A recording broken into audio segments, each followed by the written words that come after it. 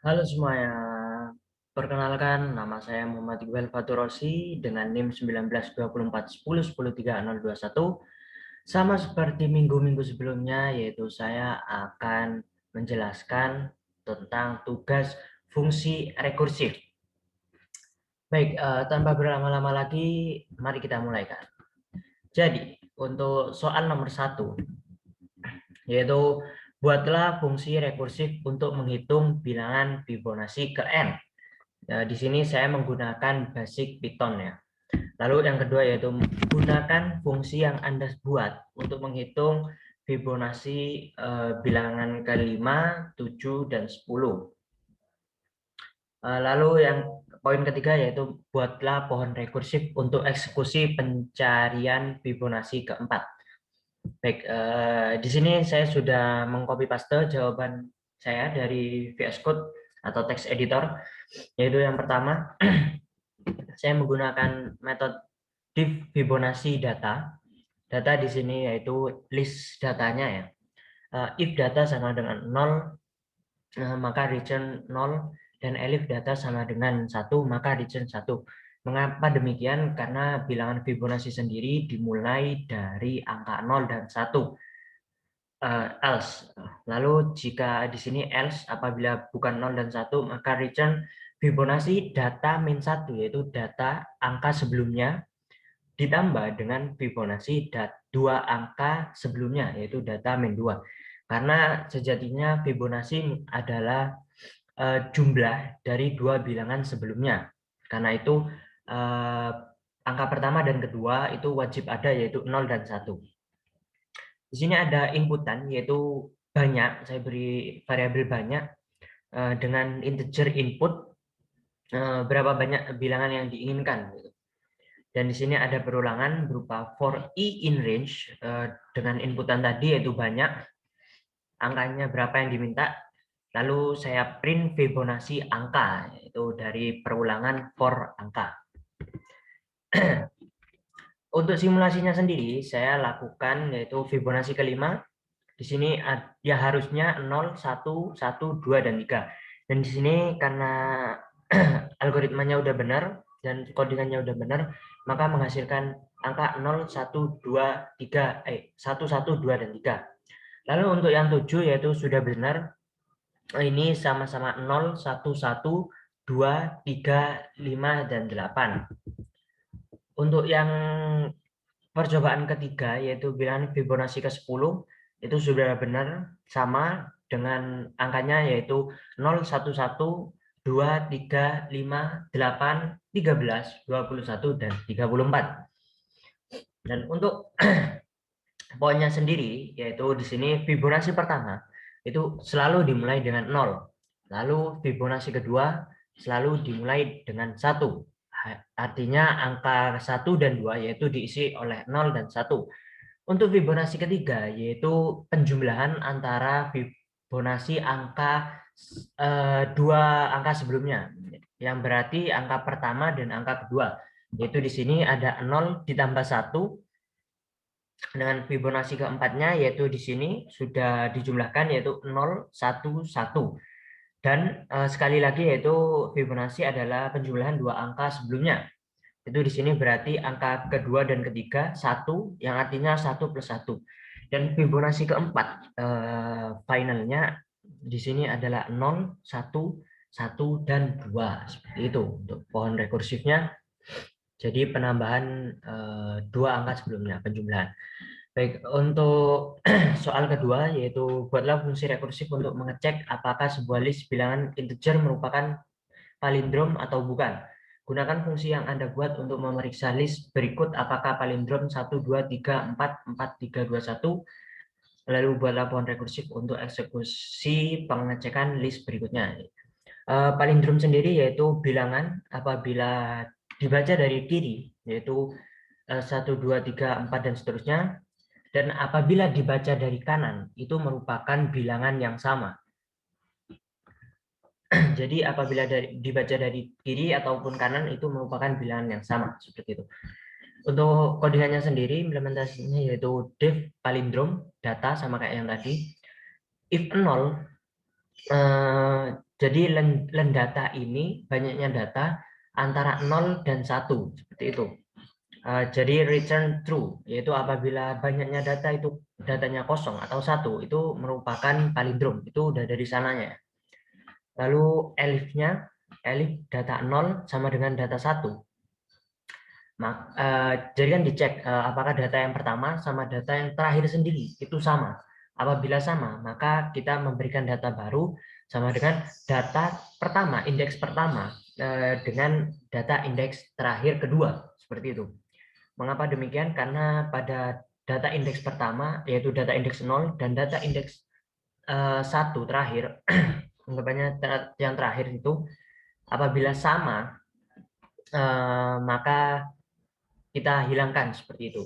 Nanti akan dijelaskan di pohon rekursifnya.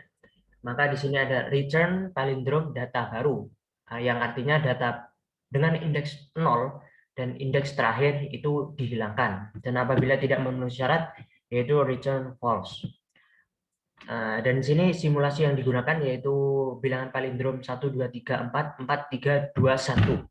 Yang artinya di sini berisi true karena apabila dibaca dari kiri maupun kanan maka bilangan tersebut sama seperti itu. Untuk sistematikanya sendiri yaitu seperti ini. Palindrom yang pertama yaitu bilangan 1, 2, 3, 4, 4, 3, 2, 1. Dan untuk pengecekan atau eliminasinya sendiri yaitu palindrom dengan pengecekan 1 dan 1 yaitu bilangan depan dan ketiga. Ini maaf untuk kamera saya tiba-tiba mati ya. Mohon maaf sebelumnya. Jadi untuk 1,1 itu sama dengan 2, 3, 4, 4, 3, 2 karena yang di bilangan pertama dan akhir dieliminasi. Seperti itu juga dengan bilangan selanjutnya yaitu yang dieliminasi adalah bilangan 2, 3 yaitu data baru dengan indeks 0, indeks pertama dan terakhir. Dan juga yang palindrom ketiga yaitu menyisakan 4 dan 4. Dan palindrom yang terakhir yaitu 4 dan 4 merupakan angka yang sama yang akhirnya bersifat true. Lanjut saja ke soal nomor 3 yaitu di sini ada ADT berupa antrian data. Jadi datanya sendiri yaitu yang pertama ada kelas panggil yaitu bilangan yang lebih dari 0, lebih dari sama dengan 0 yang mempresentasikan nomor yang saat ini dilayani kasir ya, yang artinya adalah bilangan positif. Lalu ada kelas antrian, atribut antrian maksudnya, yaitu bilangan sama lebih dari sama dengan 0 yang mempresentasikan nomor nasabah yang terakhir dipanggil. Untuk operasinya sendiri yaitu up panggil, up antrian, get panggil, dan get antrian. Dan codingannya seperti ini yang pertama dan ini selanjutnya karena slide-nya nggak cukup. Jadi kelas bank, saya menggunakan kelas bank dengan div initnya, kelas utamanya yaitu panggilan dan antrian seperti yang tadi dengan atributnya panggilan dan antrian ini ya. Lalu untuk kelas-kelas metode-metodenya yaitu yang pertama ada div up panggil self. Jadi pada up panggil ini ketika tadi persyaratannya yang sebelumnya yaitu ini, bila sebelumnya operasi ini dieksekusi nilai panggilan sama dengan nilai antrian maka panggilan tidak diinkremen yaitu tidak ditambah 1. Nah di sini kita menggunakan if terlebih dahulu, self panggilan sama dengan apabila self antrian sama panggilan sama yaitu kita pas karena tidak diinkremen ditambah 1. Dan apabila salah tidak sama dengan yaitu self panggilan ditambah 1. Lalu untuk dev selanjutnya yaitu saya menggunakan up antrian, di mana ini antrian yang telah dilayani diinkremenkan ditambah 1. Dan dev reset self yaitu panggilan dan antrian di reset ke 0 dan 0 lagi. Lalu yang selanjutnya yaitu get panggilan untuk mereturn self panggilan dan sama yang get antrian juga yaitu untuk mereturn self antrian seperti itu. Dan selanjutnya yaitu dari simulasi yang telah dilakukan yaitu antrian mengambil 3 kali, lalu panggilan 4 kali, dan antrian 1 kali dan panggilan 1 kali. Didapat dari sini semua itu nilai panggilan dan antrian yaitu sama, yaitu 4. Di sini ada 4. Dan antrian dimulai dari 0 dan 0, yaitu antrian 0 dan panggilan 0. Seperti itu.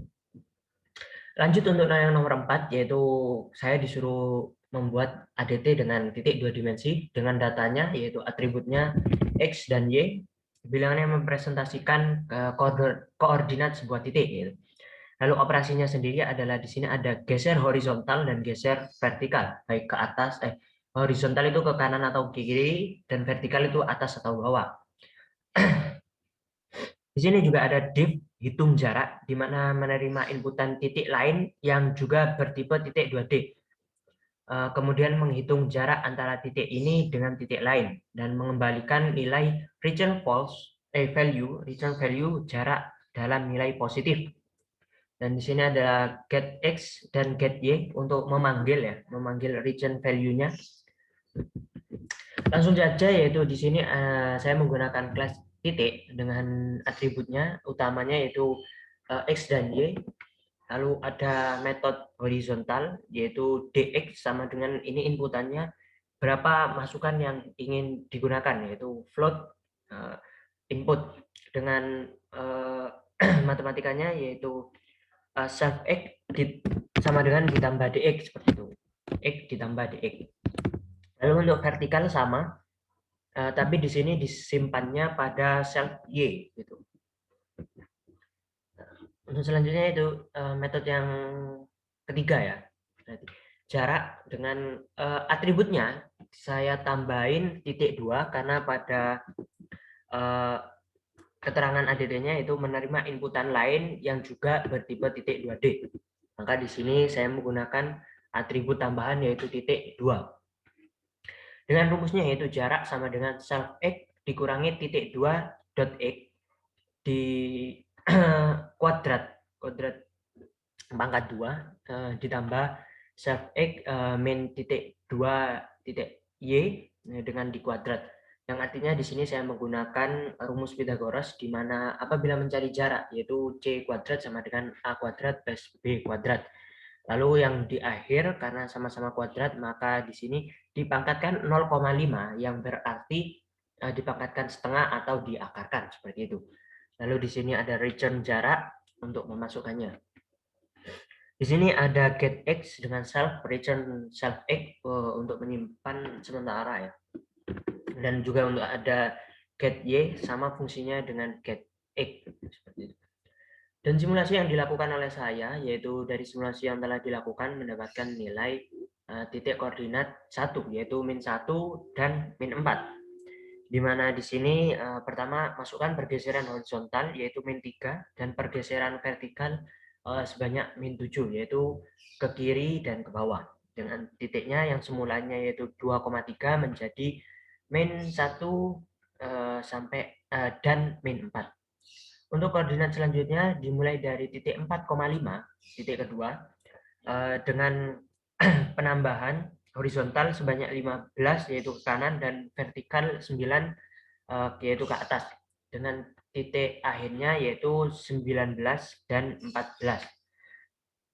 Dan untuk jarak keduanya yaitu didapatkan jarak 26,9 didapat dari tingginya yaitu 14 dikurangi min 4 sama dengan 18 dan 19 dikurangi min 1 yaitu 20 dan didapat fungsi Pythagoras yaitu 26,9. Mungkin sekian yang dapat saya sampaikan. Jangan lupa like, komen, dan share. Dan mohon maaf sekali lagi ini kamera saya tiba-tiba mati di tengah record. Terima kasih yang sebesar-besarnya. Apabila saya terdapat salah kata, saya mohon maaf yang sebesar-besarnya juga. Wassalamualaikum warahmatullahi wabarakatuh.